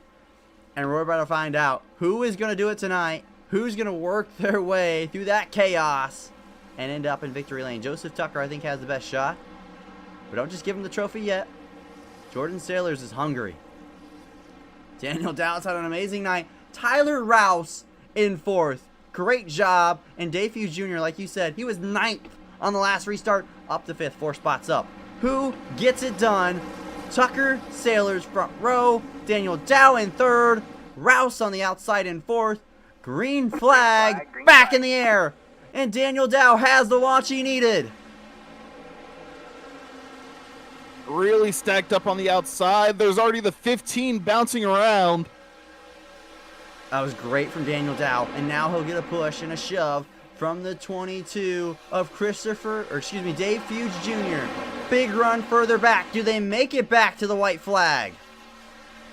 What a shove! Just a freight train of shoves down on the bottom. The 08 in the back of the 25 into the back of the 22. Dave Hughes Jr. cleared to 2nd. He's trying all he can. White flag in the air. Can the two cars, or the 22 and the 2, catch Joseph Tucker? Tucker pulls the block down the inside, trying to take the air away. Dave Hughes Jr. right in the back bumper. They're snaking down the backstretch. He's there. Puts the bumper to the back of him, perhaps. He does. Can he get there? Does, but they both move up. Wrecking further back, the 2, but no. Joseph Tucker wins at Chicago. Wow. Oh my. It was chaos. And I loved it. It was a hard drive into 3 by Dave there. He was all over the back of Tucker, washed them both up. I thought the 2 was going to come down below him and take both of them and get the win. Oh, yeah, right here, entering 3. I mean, there's a big block from the 8. That's every right to ship him. And he tried. They did it. And oh my. Yeah, the 2 car gets kind of dumped from the 88. Tyler Rouse, gut-wrenching from the 81 car. That sucks.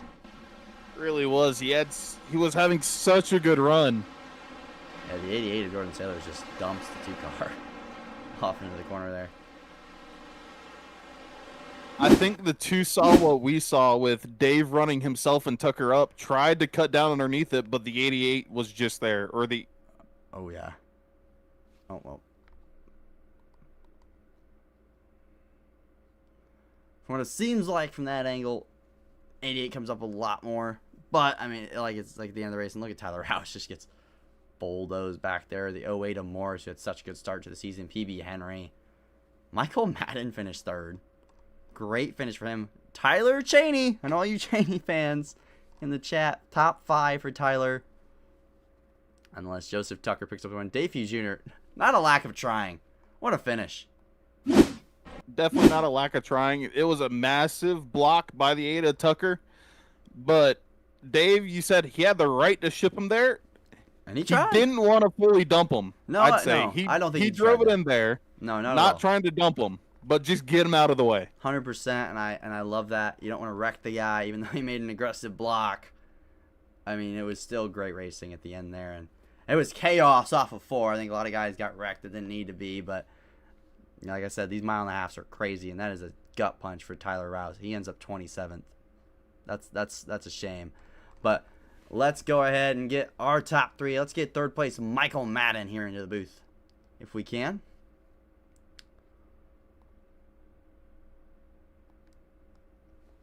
Michael, my man, you're up here at the booth with me and Wesley. You got a copy, bud? I got you, man.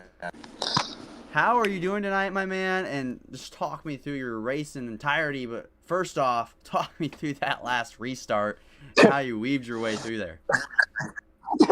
The whole night is just a joke. I mean, Jesus. My headset wasn't working to start the practice, and then it went off in the middle of the race, and I hit the wall, had wheel damage. Had 4 minutes to repair, so I was fighting that all night. So every caution, I was just fixing my truck, trying to get back. I passed the same guys, like, I don't know, 10 times. They're getting sick of me. And then, yeah, just at the end, man, I just was like, oh, let's try to get a top 10. Then the last caution came out, and I was just, we get top 5 in this thing. We're good to go. So, yeah, just kind of kept parting the whole night trying to drive up through the field. I mean, I was well versed in driving up through the field. It's just I can't believe I finished third, dude. This was what a terrible night for me, man. I mean, a terrible night that comes home with a P3 finish, right? I mean, Yeah. The toughest nights are the best when you get that good finish and result, and when you come home tonight. I mean, you're in the mix all the top 15 for a lot of the night. And like you said, a lot of issues. I mean, I didn't know that, obviously, with the truck, the wheel damage, but 4 minutes of damage is crippling at most places, and the comeback is a very good run from yourself, Michael. Yeah, then it went off. Yeah, then it went off again on like towards the end, but like, and I went through the grass, and I was like 3 seconds behind, so I had to drive up again. It was nuts, man.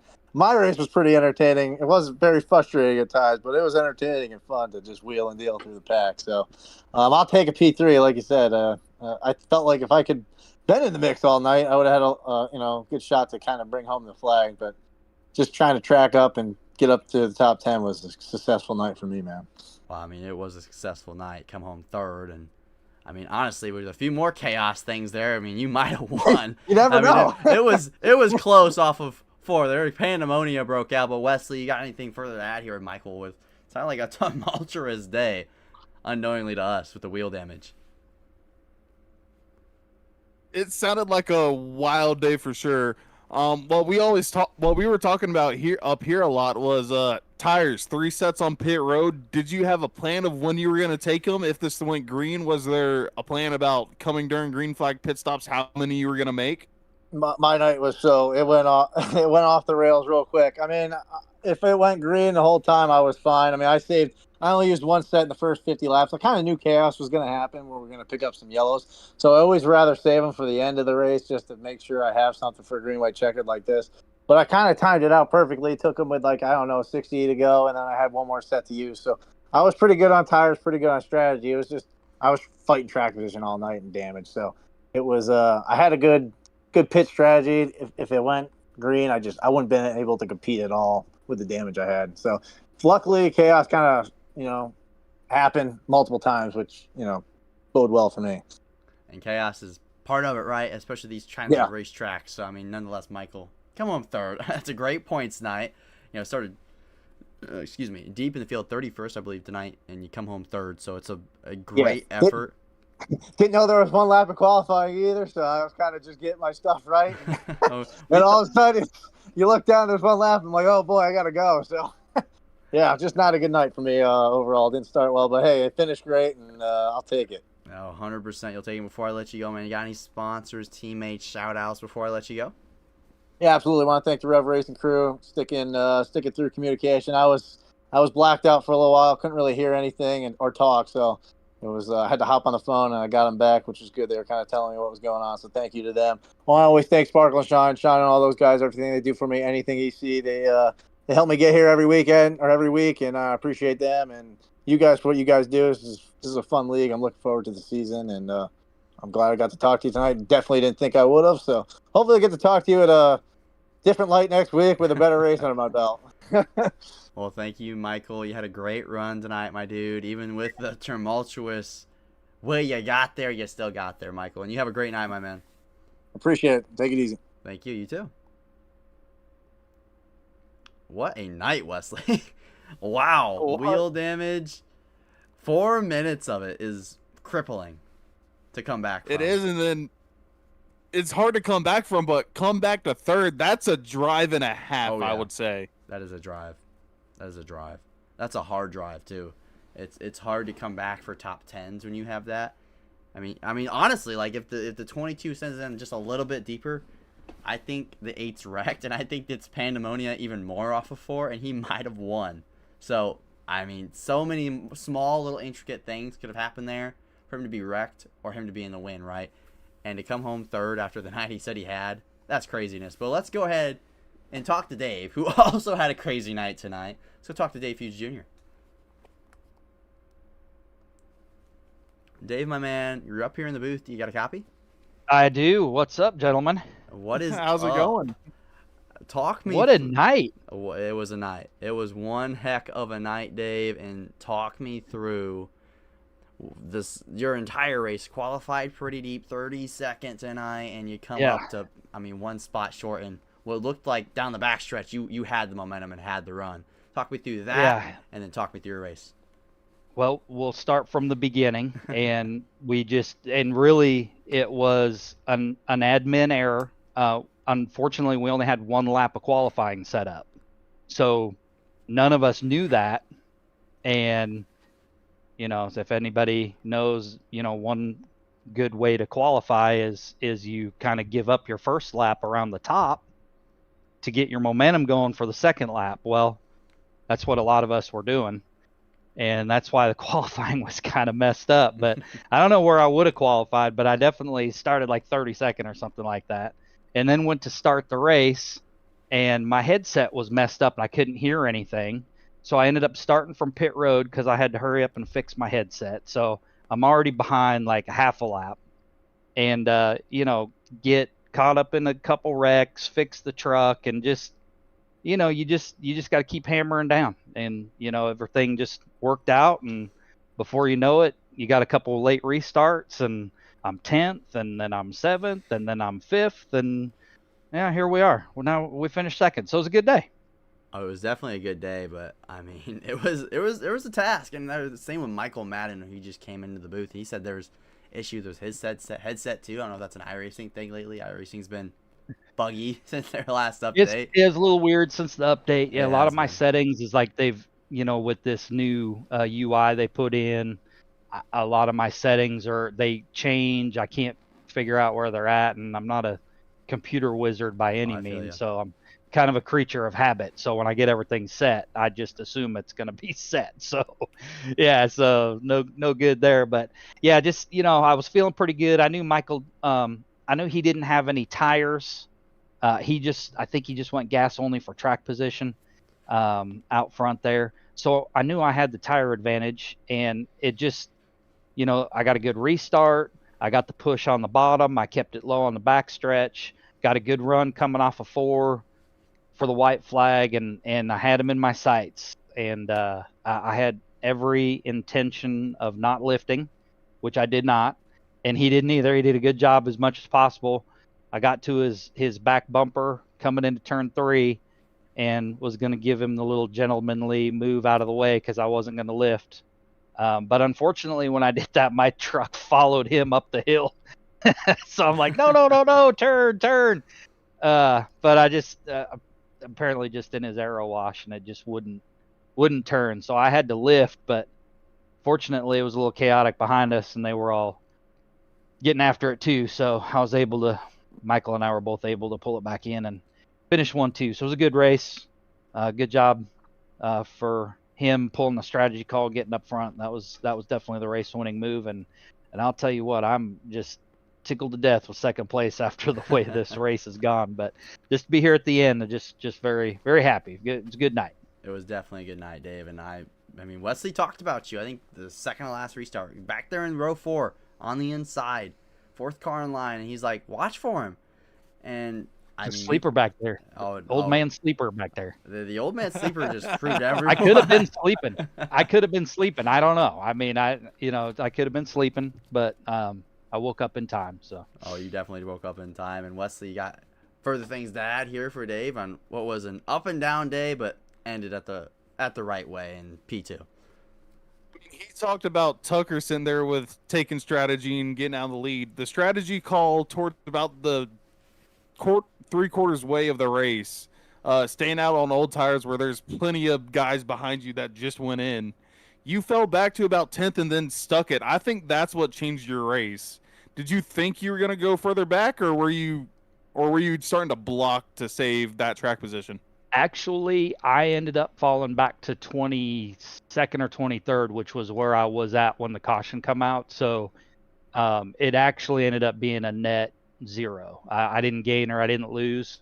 And I figured it'd be worth a gamble because I was in the back, really hard to pass. You know, we're mostly wide open around here. You're just kind of breathing it, a little bit of brake to set the nose and keep you pointing in the right direction. But you know, it's really hard to pass when you're mostly wide open the whole time around. So I wanted to get some track position, and it didn't work. So, you know, at that point in the race, I felt it was worth a gamble to kind of flip the strategy a little bit and see if it would work out. But it didn't, so that's okay. It still worked out in the end, though.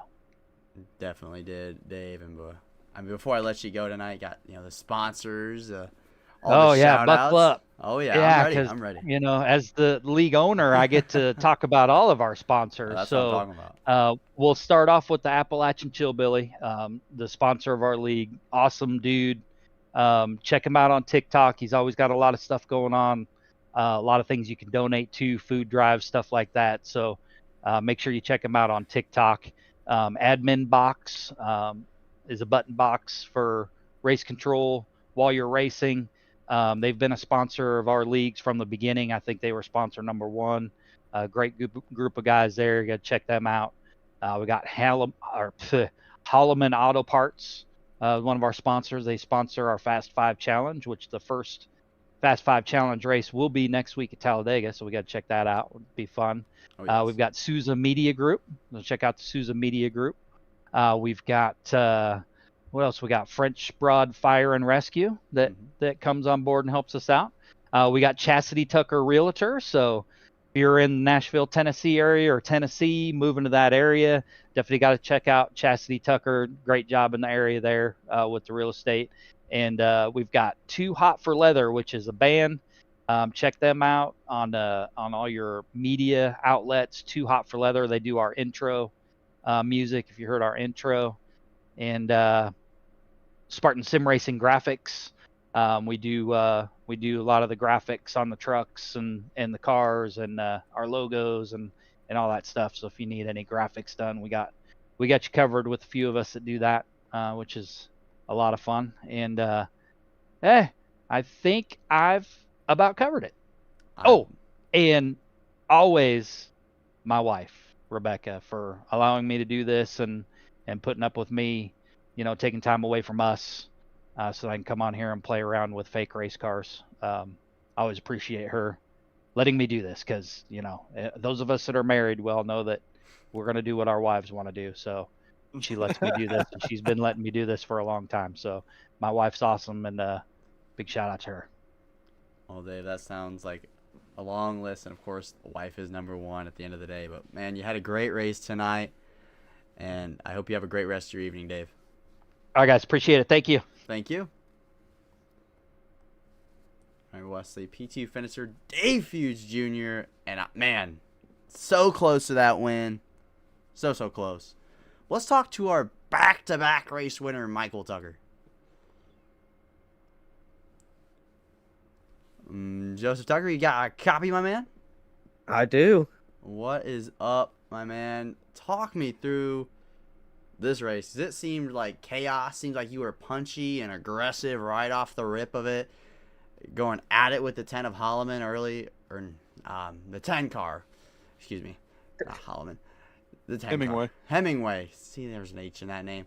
But you two were going at it early in this race. I mean, your whole race seemed really aggressive, and at the end there, you had a good restart. The chaos river behind you. You had the lead, and you executed on every restart. Just talk me through your evening. I don't know where to start, honestly. Let's see. I qualified P10 because of the one lap qualifying because, I don't know, mishap. But I didn't think I was going to be aggressive because I had a short run car, but never wanted to push the short run car. That makes sense. So I just waited for long run, and let me tell you, this thing was a rocket ship on long run. Took me about 10 laps to pass Cody, but that's about Chicagoland. And then, I don't know. I prevailed at the end of the day. No, it wasn't domination like Kansas, but it was something that I could say I did and add on to the season. Well, it's a pretty good thing to say you did, going, back to back. I know it wasn't like the same dominant feel of Kansas, but I think you were probably the best trucker, like you said, in the long run tonight. I saw the 97 there, that run before we had the slew of cautions of Ginningsman. Do you think you could have, if it went green, one, were you good on fuel? I know it was tight on fuel. Me and Wesley weren't sure if you guys were good. We thought you were good, but not quite perfect, maybe. And do you think you could run down maybe that 97 if it went green?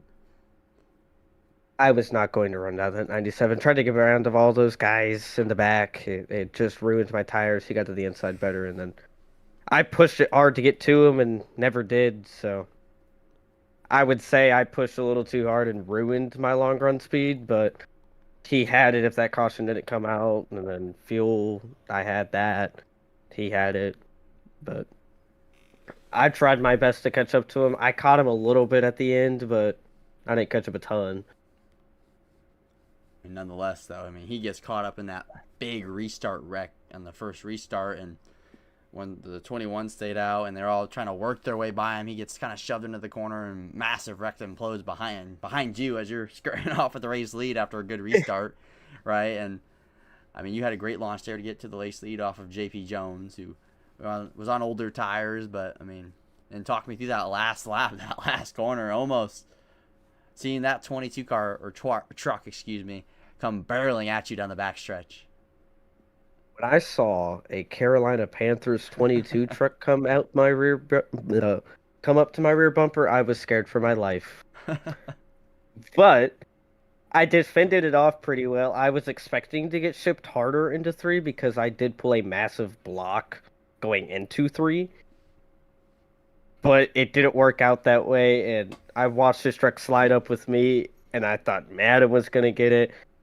I didn't know who was going to come out on top at that point. I just was hoping it was me because my truck lost a ton of momentum off corner. Excuse me.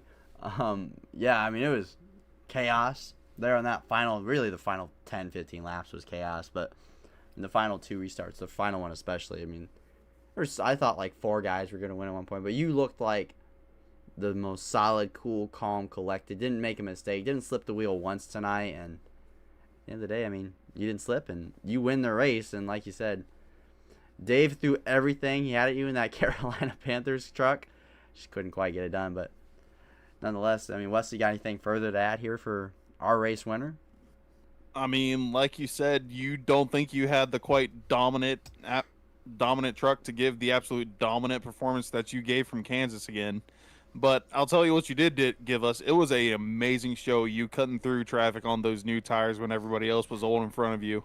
And then that ending as well. The block was massive. The ship was big. Not you said you thought you were going to have bigger, but still a great one to come back onto.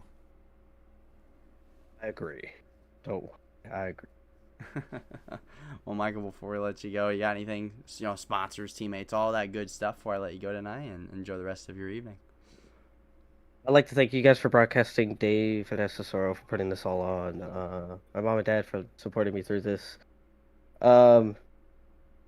She's on the truck, but my grandma, she's on the rear bumper.